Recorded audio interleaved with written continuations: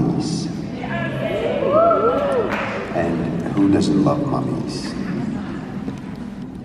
About 6 weeks ago, I was in Egypt, in the Valley of the Kings, where most of the royal mummies are from the New Kingdom of Egypt. The New Kingdom is about 3,200 years ago. That's where King Tut tomb is, Ramesses' tomb is, all these really cool tombs are. But there's one tomb in the Valley of the Kings that always has been closed to public. No one is allowed in. I got a special permit and they gave me the keys to the tomb. And they always claim that tomb doesn't have much, no one is interested in it, so they don't allow the public in. I got in. It's a tomb on the opposite side of King Tut's tomb, and it's labeled KV 55. KV stands for King's Valley, and 55 is the number normally when they discovered it. Discovered in 1907. I walked into the tomb for the first time. I've been trying to get in for a while, but the permits never work out. They don't want you to film in that tomb. They don't want you to go in that tomb.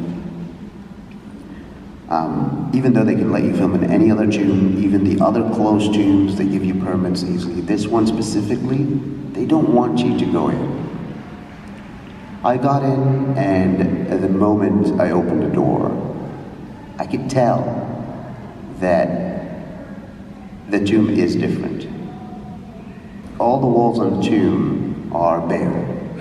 They have no inscriptions, no depictions, no pictures. And every other tomb in the Valley of the Kings had some. Even the unfinished tombs, you could see how they started to draw images and put inscriptions up there. This one had nothing. I walked all the way inside, and I could see where everything that was found in the tomb was. When the tomb was opened, discovered, they found a sarcophagus in the burial chamber at the end of that tomb. That sarcophagus had a coffin. That coffin had a mummy. A mummy that was sophisticatedly wrapped. And there's a lot of mummies in ancient Egypt. You could tell what rank this mummy was from the way it was wrapped, from the stones they used in that mummy. And this one was definitely a royal mummy. A mummy of a king or a queen. The queens of Egypt were normally called female kings, because the queens are the wives of the kings. But the female kings are the ones that rule a country as a woman. And we've had some of those. Around the coffin of that mummy, there were 4 magical blocks. Archaeologists call them magical blocks. Those magical blocks are normally in every single tomb in the Valley of the Kings. There's nothing special here.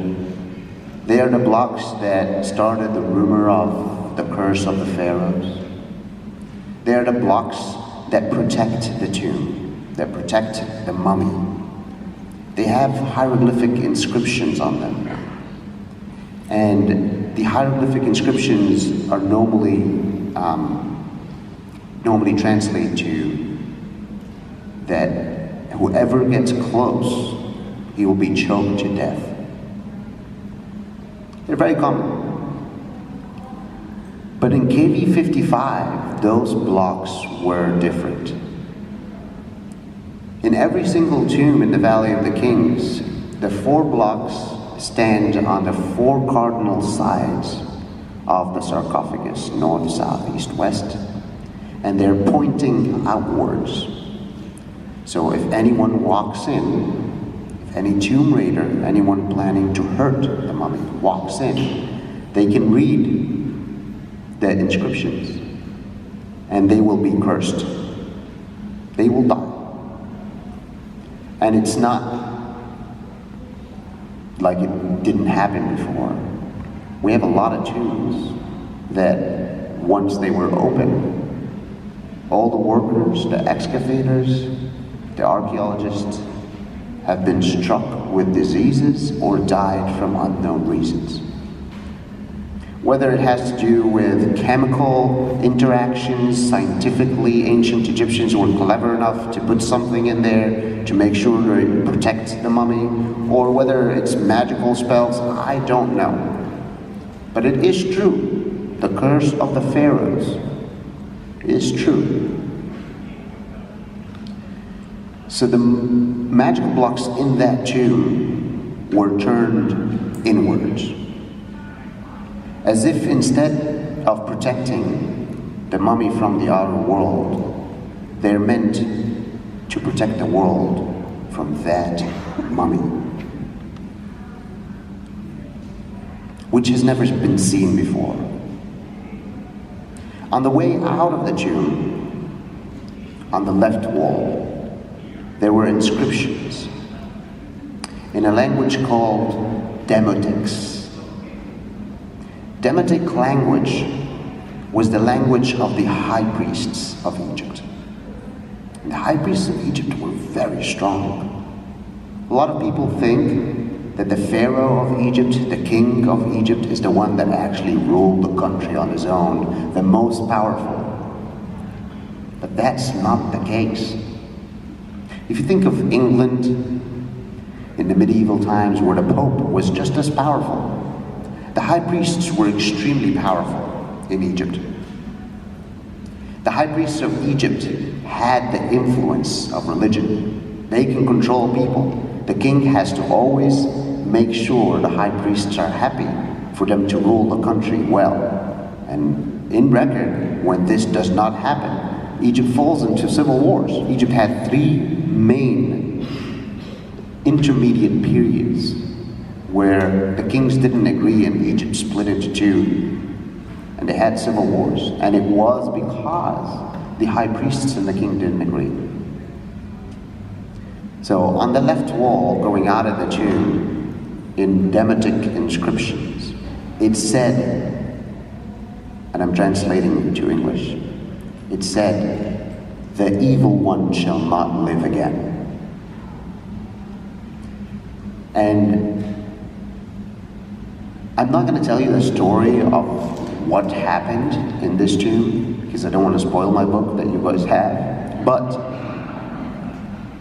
I will tell you why that matters.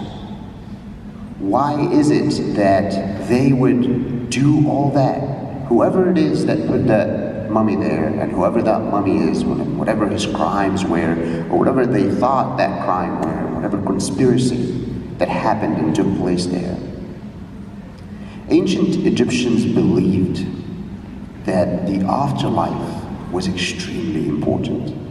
They believed that the life they're in, the life we're living, is only just a little short trip that they will take to finally accomplish immortality, eternity, live forever in the afterlife.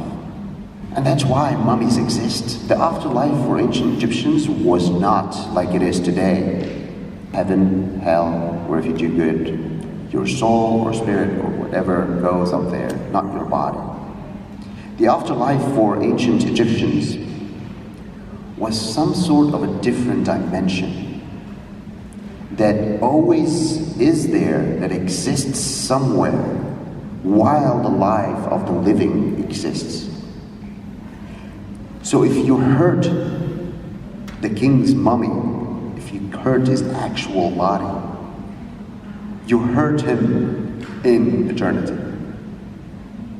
Every tomb that was made in ancient Egypt, the word tomb was called Parhat, which means the house of eternity. If you go to Egypt now, to go on a trip, everything you will see, all the ancient Egyptian sites, either have tombs or temples. And when you think about it, you think those ancient Egyptian kings must have had crazy palaces. Where are they?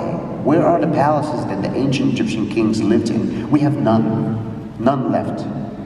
And it's not like they didn't know how to build things that would live forever. But they did not care. The palaces they had, they didn't care for them to live forever, because they weren't meant to be. The palace that needs to live forever is the palace of eternity, their house of eternity, the house that will house them in the afterlife. And every tomb was that they would bury in the tomb with them all their treasures. All these treasures were just things that they will use in the afterlife. And that's why the mummy was extremely important. It has to be intact, because it will live. It's protecting them in the afterlife. Every tomb had also what the archaeologists call now a false door. That false door is not really a false door, it is a door. That's the door that accesses the other dimension. Every tomb in ancient Egypt, if you go visit any tomb, you will see that door. It's a door that has a formula, a hieroglyphic formula that is called the Di-Hetep-Nesut formula, which is the formula that then accesses you to the other dimension, to the eternity, to the afterlife. And that formula is to be read by what they call the Ka and the Ba of the mummy, which we can translate now to the spirit and the soul of the mummy, would come out after the funeral, would read the formula on that door, and that door supposedly would open like a teleporting tool. And they would go through, and everything in there will go through, but us people, the living, will see everything there. There's another version of all that stuff that goes through, that is always attached. So anyone that goes in hurts the mummy. They hurt the eternal being that is in a different world. And if you go to Egypt and see the ancient Egyptian sites, you will notice that the Nile splits Egypt east and west. Ancient Egyptians believed that the east side of the Nile was where the living are. The palaces were probably on the east side. The temples that they would pray in are on the east side, like Karnak Temple, like Luxor Temple. And everything on the west side of the Nile is for the dead. What we call the dead. The tombs, the funerary temples.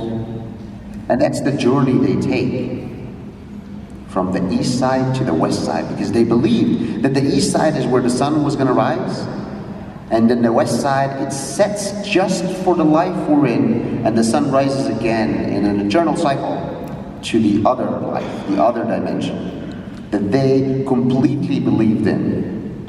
For the 4,000 years of history, it did not change. They believed it existed, and they had access to it. Even tomb raiders, all the tomb robbers, when they would go inside any of these tombs to steal, because there is a record of tomb robbers in antiquity. Back at the time, there were tomb robbers too. And they would go in, and the first thing the tomb robbers will take is the eye of the statue. The eye of anything that is standing there. Because the tomb robbers themselves also knew that those eyes can see them, like CCTV cameras. Any thief want to go in first, they have to destroy them so they won't be seen. The robbers, the thieves, the bad guys believed the same story. Even though they're bad guys, so they're probably not religious, they're doing bad things. But they knew. It's like there's a difference between belief and knowledge. And even though they didn't believe in their religion, they're bad guys, they don't care, they knew that if they didn't get rid of the eyes, they will be known, they will be told on, and they will not have an afterlife, they will die forever, which is the worst punishment you can ever have. No immortal life. And most of the mummies are made for that reason, to be preserved forever. And you look at the mummies in Egypt, you see them, some of them still have hair, teeth. Ramesses II's mummy, his hair is blonde, like pinkish yellow. And you can still see it. A 3,000-year-old person, dead person sitting there with his hair and his teeth still up. Actually, when we studied that, we took off a piece of the hair to test it, and we found out that the color in his hair is an actual color. He had gray hair, and he colored it orange to make sure he looks young for the people back then, to keep him alive. People still do that now. Kings still do that now too. Presidents.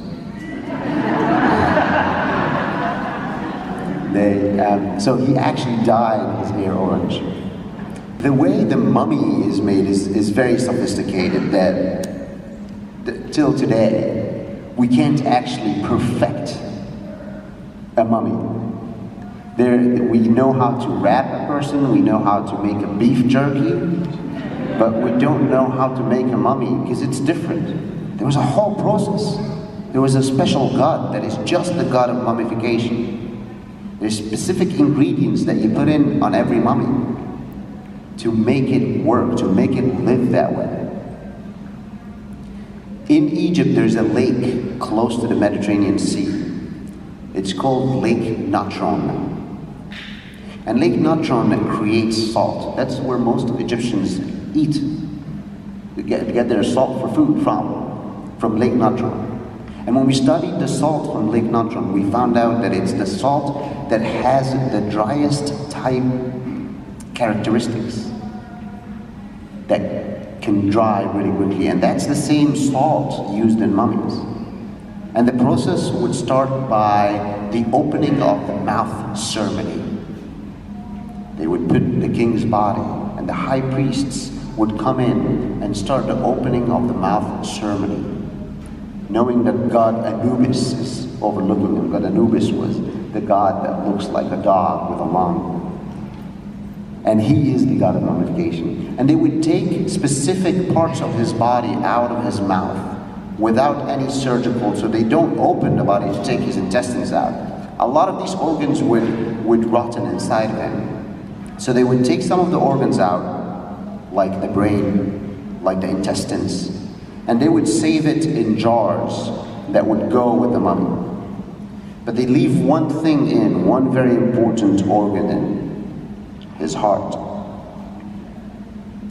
And then they would put that body in a room full of salt, that natron salt, for about 15 to 20 days. And if it's not for that natron salt, the body will crack. It will break because it doesn't dry quick enough. That salt dries it quick enough. Once that salt is done, they would take the body, use different type of ingredients, oils, and that's the part that we can't really know what they use to make it work. They use specific oils and specific ingredients. And then they would wrap the mummy. And once the mummy is wrapped, the king is ready for his funeral.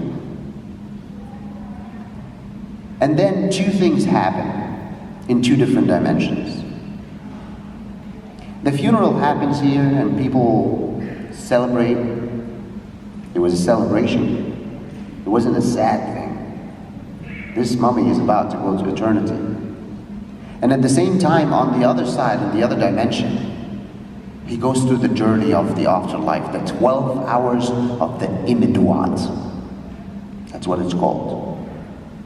And every hour on tombs, when you go sometimes in tombs, you see him represented. Every hour is represented with a baboon. Sometimes you look at ancient Egyptian tombs and you see 12 baboons. That's every hour. And it explains what happens in every hour. Gods will accompany the king and take him through that journey. And they would fight different creatures that comes to them. And all that happens to end in the final judgment room, which I told some of you about before. The final judgment room is a room that looks like a courthouse. And it is on the walls. You see it on the walls now. It is like a court. There are gods where the judges would be, and people where the jurors are. And the king is standing and waiting for his judgment to be made. But there's no one to persecute him. There's one scale. That scale takes his heart on one side and a feather on the other. And the only way he can start accessing the other dimension is if he's a good man with a good heart, a heart light enough that the feather is heavier than it. And then he'll be allowed in the afterlife. And if not, there's another god there, the crocodile god, Sobek, that would eat the king, and that would end it. Normally after this journey happens, the king goes to the afterlife, his heart is lighter than a feather, which all of them wear. I haven't seen a single scene that says the king wasn't good. The mummy was white, the color of the mummy now is white. And when they tested that mummy, they found that the salt content inside that mummy is excessive. But it can't be the salt content after death. It had to be the salt content in the mummy before death. They believe it could have drowned. The king could have drowned in a sea. And the salt in his body made it white. Now, there is no other place in history that we can find. Ancient Egyptian history wasn't the only history going at the time. There's other history that looks at ancient Egyptian history and says what happened there, and specifically the Bible. In the Bible, it was going at the same time as ancient Egyptian history was going. And if you look at the Bible, there's one story of one king in Egypt that has drowned in the sea. And that's the only explanation anyone can have, that King Merenptah is the pharaoh of Exodus. If the legend is true, that Moses and his people, when they were leaving Egypt, they were followed by the king and his army, and that's what it says in the Bible. They were followed by the king and his army. Moses opened the Red Sea into two. The king and his army went in, and they all drowned under the ocean, under the sea. There is no record for the Exodus in Egypt, because Egyptians wouldn't record the battles they lost. So if it is true, we don't have evidence that Exodus exists. Because if it is true, Egypt wouldn't have recorded it. But that mummy can be a very intriguing piece of information if Exodus happened, and if that mummy was the pharaoh of Exodus, King Merenptah. Now, there's a lot of theories of when Exodus actually happened, and if you look at all of them, they differ so much. No one can actually put the Bible and ancient Egyptian history on a timeline that matches. People change within like 1,000 years. They say the Exodus happened 1,000 years later or before. They can't match it. Until the day we can match the Bible history with ancient Egyptian history, No one will know for a fact when Exodus happened and when anything that took place in Egypt during the ancient Egyptian times actually happened. The only part that we can match is the end, when Jesus was on the cross, because then the two timelines come together, because the Roman era is recorded in ancient Egypt and the Bible recorded it. So the end matches, but everything else doesn't. And it could be for a couple of different reasons. Of course, the Bible is a religious book. It didn't stick too much to history. History could be mismatched in there. And ancient Egyptians are biased. They loved themselves so much that they were going to live forever, right? So everything in the ancient Egyptian history is about them winning, winning, winning. That they're tired of winning.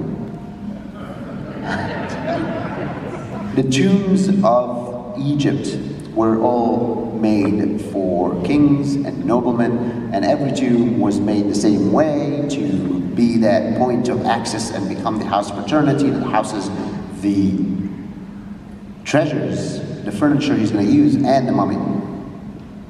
And at one point, tomb raiders increased massively in ancient Egyptian history, that they made a new law. Whoever got caught stealing from an ancient Egyptian tomb, they would start marking them on their face, and that's all recorded in history. But because that happened, a king at the end of the New Kingdom decided to save the mummies. And that's why most tombs that were opened, we never found mummies in them. All these mummies were gathered and put in one hidden place. It's called the mummy cache, as we call it now. The day we found the mummy cache was a glorious day. There was about 30 different kings in one place, with a note on a papyrus paper that the king has wrote. The king has written and said, I'm putting all these kings here to save them in the afterlife. And that's how we found them. All these tombs were made for kings and noblemen except for one tomb in ancient Egypt. One tomb that is, I'm going to warn you now, I have no explanation to the end of this. So at the end of this, there will be a question that I still don't know how to answer. It's the Tomb of Osiris. Behind the Sphinx and before the second pyramid, there is a shaft that was discovered. A shaft that is 2 football fields down under the ground. It was discovered and then closed down for about 100 years. 2 years ago, I got that permit again. I could get permits in Egypt. I grew up in the country and that was my thing. Everyone that wants to film in Egypt would come to me, and I have all my connections, my dad's friends. I would get all these permits and would go anywhere. So I got a permit to go down and film in Osiris tomb. That tomb is probably the most mysterious tomb I've ever been to. And the reason I haven't written a book about it is because I don't have answers. I can gather the story that what had happened in that book, but I have no clue what could have happened in that tomb. That tomb has a huge gateway that looked like a side of the wall until we found that it's a door. And right now, when you go inside, you can go down on rickety, old metal staircase that was made by the excavators. So you can reach all the way down. You go 1 football field down, and there's one stage. That stage has 6 different rooms. Every room has a sarcophagus that is open with nothing in there. And then you go another 1 football field down, and you start seeing water coming off the ground. That's how far down that tomb is. In the middle of the water, there's an island. an island that has 4 pillars and a sarcophagus in the middle. This island and that sarcophagus mentions that this tomb was made for Osiris. Osiris was not a king. Osiris was a god. Gods don't die. They're not born and they don't die. Gods live for eternity.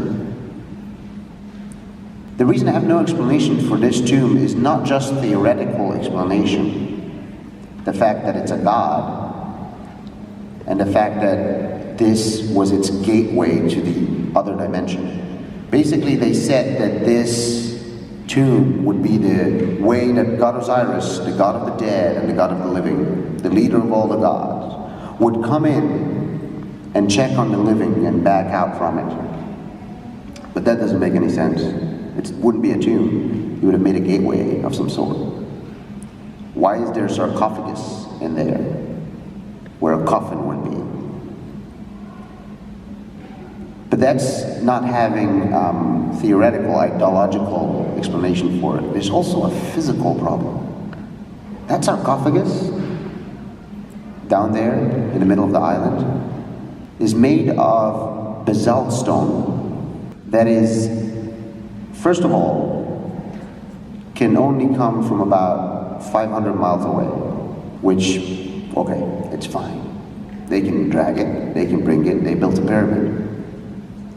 Which we don't know how, but let's just say they got it. The main issue is that the sarcophagus is one piece of rock. It's not attached pieces, it's just made from one piece. And it's too big to fit inside that door, too big to fit inside the shafts. The shafts that go 2 football fields down, they're barely big enough for 2 people to descend together. The dimensions of that sarcophagus is excessively big that at every angle, mathematically speaking, at every angle, there is no way for it to fit and reach all the way down there. And I have no explanation. I warned you. I have no explanation. About 4 years ago, though, on the very bottom level, where it was filled with water and an island in the middle, they needed to suck out some of the water because they found problems in the structure and they wanted to make sure it's not going to deteriorate more. So they brought a pump in and started taking the water out, and they found a shaft under the water. A shaft still not big enough to fit any sarcophagus, but they found a shaft that is not big enough to fit me. They found a shaft, and the only person that can fit is half the size human, a kid maybe. And within the excavation team, there was a kid. And they said, go crawl in, see what you can find. Child labor laws are different in Egypt. And they gave the kid 5 Egyptian pounds, so equivalent to about 50 cents. The kid crawled in and kept going about 50 meters deep. 50 meters is about what, 150 feet? And then he got stuck. No, he got stuck, couldn't get anywhere further in. Not got stuck like, don't do that. He couldn't get any deeper because the shaft got even smaller. He came back out, told them what he saw, different type of stones all the way, different type of rocks all the way. It doesn't look like bedrock, it looks like it's specifically made to be that way. I still have no explanation, I warned you. And there is a plan now for the next part of the expedition to see beyond. They're creating a robot right now that can go inside and see into that shaft and see where that shaft would lead. But remember the location of that tomb. or the so-called tomb, because no one knows what it is. That tomb is, Sphinx is here, the pyramid is here, and the tomb is right in the middle. Where does this shaft go? It's heading towards the pyramid. Is there a tunnel that connects the pyramid to the Sphinx? Underground secret tunnel? And if so, why? Why is it underground? Why is it secret? It's not for humans. It's not like, why would they do? There's no reason. If that tunnel is discovered, is completely excavated, and they find out it actually exists, and then archaeologists all of a sudden decide that they do have no explanation, because that's the difference between me and most Egyptologists, right? I have no problem saying I don't know, because with all the knowledge I have, it doesn't fit. When I have no explanation, I get a rush, because I think I'll find something someday. There will be a proof one day. But maybe that's the tunnel that archaeologists will finally go, we too have no explanation. And that maybe that's the tunnel that the archaeologists will go, we need alternative theories. Because so far they are very closed-minded to any theory that doesn't fit within the box that they created themselves and stuck themselves in. And that's the problem in my field. I see myself as that connection between both worlds. Because I can't take their facts as facts. You can't tell me it's a fact. The king there is a lie in the first place. Yes, we can read it, but it's not a fact. And I think that's the main problem I'm having right now. And I think that tunnel will be our way out of it. And I can go back and tell them I knew first. I told you so. Ending with the pyramids, the Great Pyramid of Giza. That tunnel does take you there. With the two discoveries, between the tunnel and the space, the new space. For those of you that don't know about the void and the Great Pyramid of Giza right now, there is a discovery that has not been made. First of all, it's mind-boggling to think about the Great Pyramid of Giza that's sitting right in front of us all our lives. And we still don't really know what's inside it, physically. Not theoretically, physically, it's right there, and we can't discover all of it. If you go from the gate that is actually open right now, you go in the gate, and you arrive you go through a tunnel, and then all of a sudden you reach a beautiful, long tunnel that is called the Grand Gallery.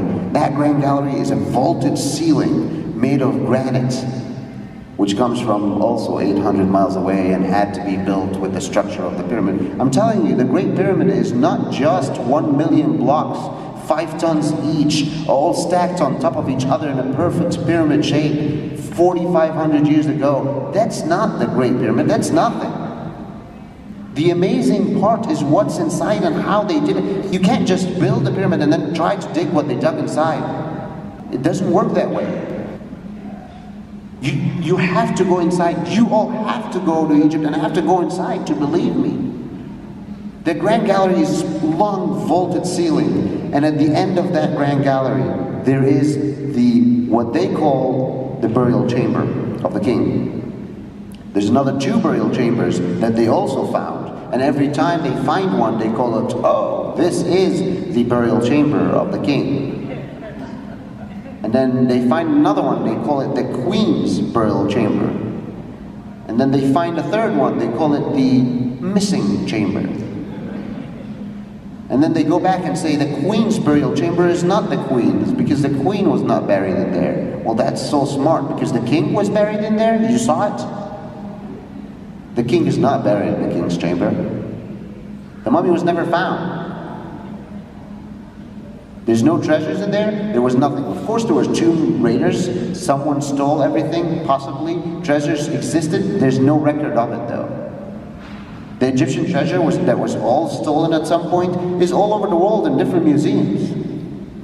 But there's no treasure from inside the Great Pyramid of Giza, the biggest structure in ancient Egypt. There's no treasure from it there. Right in the middle of that grand gallery, you look at the ceiling, and right on top of you is what they found with that new technology, the cosmic rays.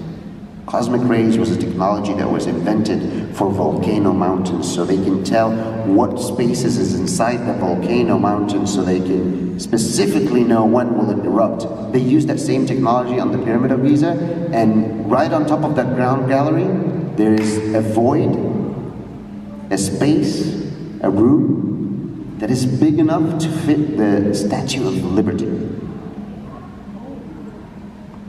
Bigger than all the other rooms. Longer than all the other rooms. What's inside of it? I don't know. They're in my head for Egyptology to make sense, for archaeology to make sense.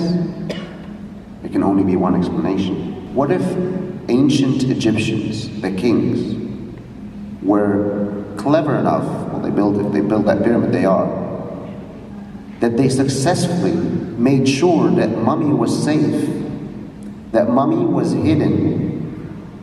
That's why 3 burial chambers, but none of them had it. The mummy was hidden well enough that till today, it's still inside that pyramid and we have not found it. What if the actual burial chamber is in that space, is in that room? And if that's the case, it's not just the mummy that is there, it's everything else that comes with a tomb. All these treasures. Remember when King Tut's tomb was first discovered and he opened a little hole in the wall and he said, Howard Carter said, and I quote, "I see wonderful things, I see wonderful things." I want to be there when they open that room. Because I want you to quote me when I say, fuck.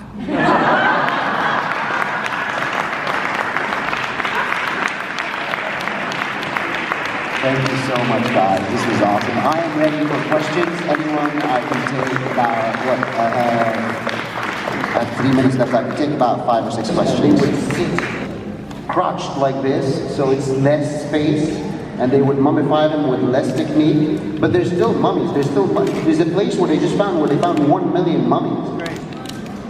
1 million mummies of ordinary ancient Egyptians, not kings, and they all buried next to each other. I mean, 1 million mummies is nothing crazy. The civilization was 4,000 years long as we know it. And there's 1 million mummies in one place, but everyone wanted to be mummified. Everyone wanted to go serve in the afterworld. Question, you said there were 4 blocks around the mummies. What were those blocks made of? Those blocks are made of whatever stone is there. Those blocks specifically were made of sandstone. But the material the blocks are made of didn't matter. It's what was inscripted on them. Whatever writing is on there, the writing is what mattered. I was wondering because that one mummy that was different, that had nothing on the walls, I was wondering if it had different blocks around it or if it was the same. Same material. Same. Second thing, my husband brought up a point that a cat could fit down that tunnel further than a person. And cats, I'm not an Egyptologist, but weren't cats used to like run off the spirits and things like that? Yes, cats were, but unfortunately the modern cats that we have today are not going to go inside and tell us what we can see. Well, no, not tell us what we can see, yeah. But maybe they could run things off if that's how they believe. That's a possibility.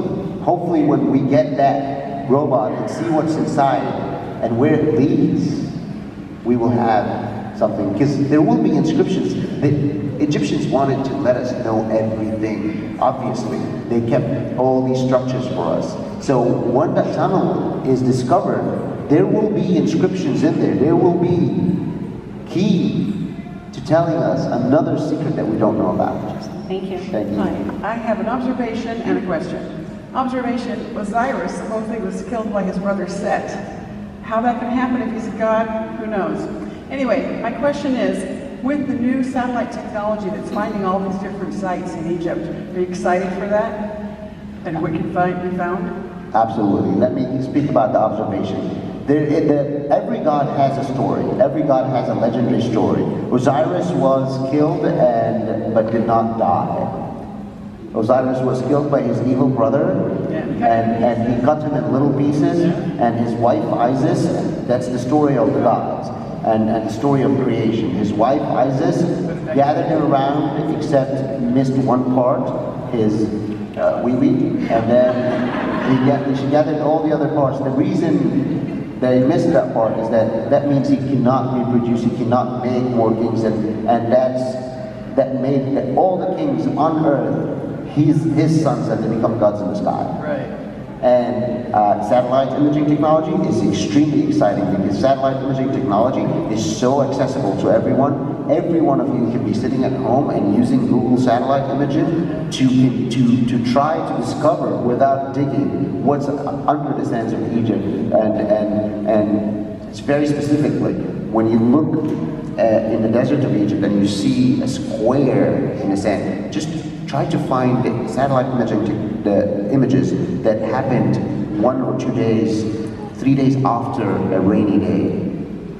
Because one thing about the sand changes color of how deep it is and how dry it is. So the deeper the sand is, the harder it is for it to dry, and it stays darker yellow. But the lighter, there's less depth, it becomes more light yellow. So if you look into a satellite image from 3 days after a rain in the desert of Egypt, you can see a square. That square that goes all the way into the center to the darkest yellow spot, that's a pyramid. To the lightest yellow spot, that's a pyramid, because right in the center is the least amount of sand that would be covering the peak of the pyramid, and as it goes out, there is much darker and darker and darker. So, and that shows you, and we found a pyramid that way actually recently. Ramy, I was wondering what your opinion was on who or what the Sphinx represents or what its purpose was. The common representation of the Sphinx, the common studies, how I studied the Sphinx, is that the Sphinx, and that's what I believe, the Sphinx as it is now, not what it was or how it was made, but as it is now, the Sphinx simply represents the strong body of a lion with the wise brain and head of a king. And that's why it looks that way, a lion body with the head of the king. But what was the Sphinx before it became a Sphinx that looks like that? I have no clue. Does it look like it has been restored? Yes, we know it has been restored in the New Kingdom. We know that there is a possibility that that wasn't really a Sphinx the way it looks right now, because it just proportionally doesn't make sense, and Egyptians were good in art. So there is a possibility that the Sphinx was something else and they reshaped it that way to make it represent that. I recently saw a show where the pyramids in winter and summer solstice are actually eight-sided. Yes, eight-sided. Yeah. At Giza, right? I do get that question all the time, and I have to crush your dreams on that. Oh. Because the pyramids are definitely four-sided each. But some pictures, when you look at them, and the shadow comes right in the center, it doesn't look like an eight-sided pyramid. But I can tell you, I have been at the pyramids of Giza more than I can count, and I can count a lot of numbers, but I've been there since I was 4. I was at the pyramids of Giza twice a week, all the time, and it is so, that's a fact. Mm-hmm. It is 4 sides. Okay. Well, thank you for your clarification. No problem. Do you believe in contact with, like, the Egyptians with aliens at all? That is a good question, right?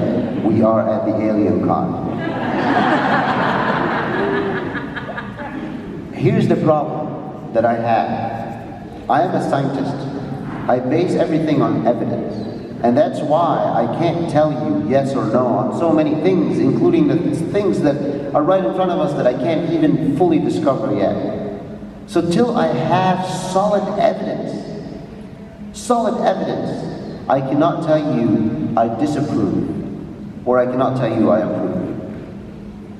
Right now, it's wide open. Everyone can believe, everyone can guess, and start building their own theories. But I can't say yes or no yet. There is obviously so many mystical questions in ancient Egypt that is unsolvable, and the easy way out sometimes is to think extraterrestrials helped. But is it the truth or not? I still don't have an answer to that question, and I will look for that answer till the day I die, or go to the eternity. Thank you. I was just wondering, correlation between different pyramids in different countries, China, South America, Egypt. Are we finding similar structural tombs, like vaults and... My answer to that, and not to be biased, but Egyptian pyramids are first way cooler.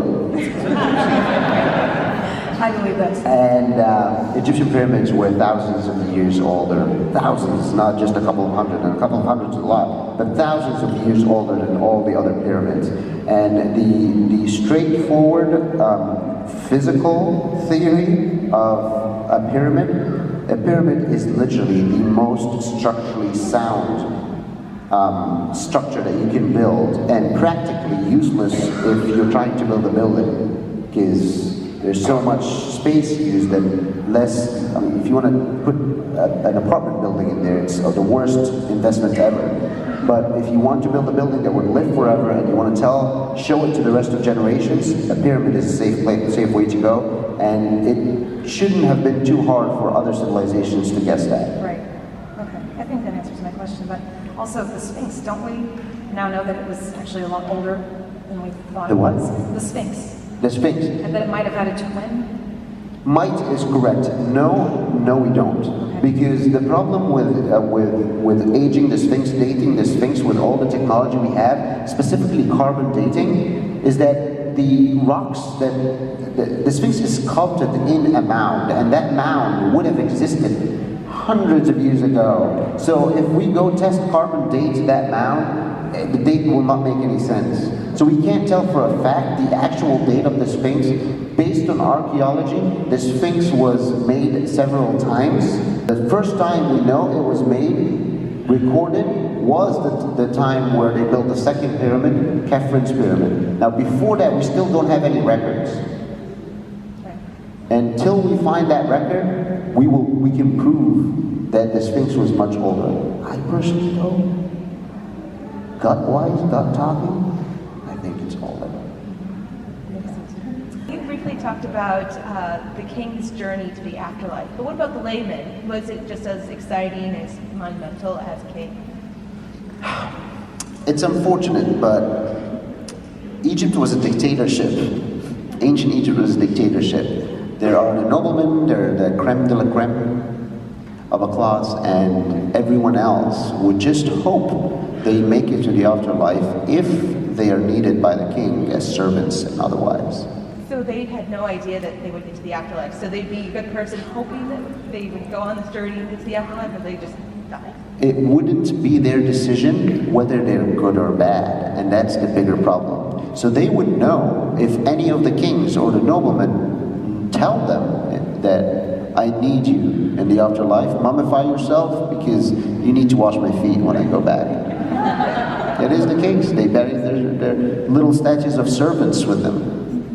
Why is there so much controversy about getting behind the hidden wall of the tomb of Tutankhamun? And, wouldn't we want to know about the bloodline of the parents of Tutankhamun? Those are two questions. The controversy behind the wall or the hidden door behind King Tut's tomb is quite political. There is a lot of problems there.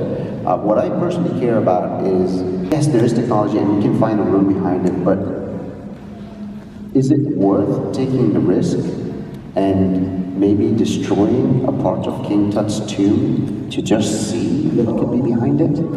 It's definitely not going to solve crazy mysteries or answer any crazy questions. Even if what they really hope for Nefertiti's second tomb is there, I think we better off wait a little bit till we have a better technology of knowing what's exactly in there before we risk a little bit of damage to King Tut's tomb. And I forgot your other question.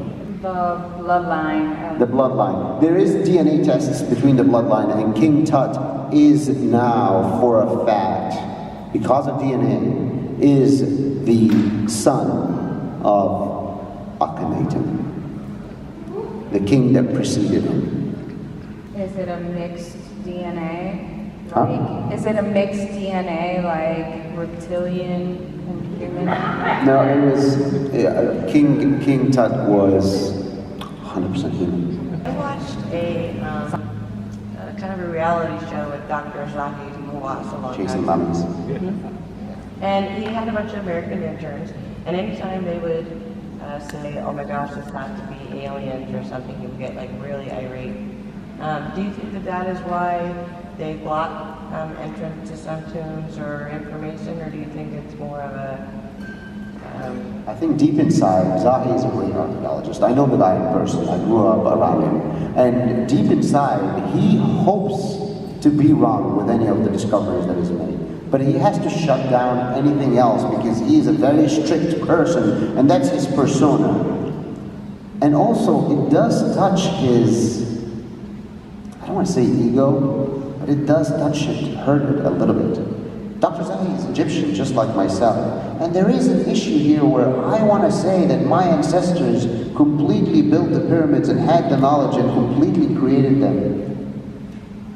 And it's hurtful for him a little bit to think, oh no, aliens built the pyramids. So it would come from there, and it would arrive from there. But Zahi wishes to be wrong. He hopes to find a discovery that would change that. I personally, I do have huge ego, as you can tell, but I think it's more exciting if there's any alternative theories out there. And I think it's the reason why I do what I do, to find the truth. I want to keep digging for it. That's my life, and I do that because of all of you. So thank you so much, and thank you so much for coming.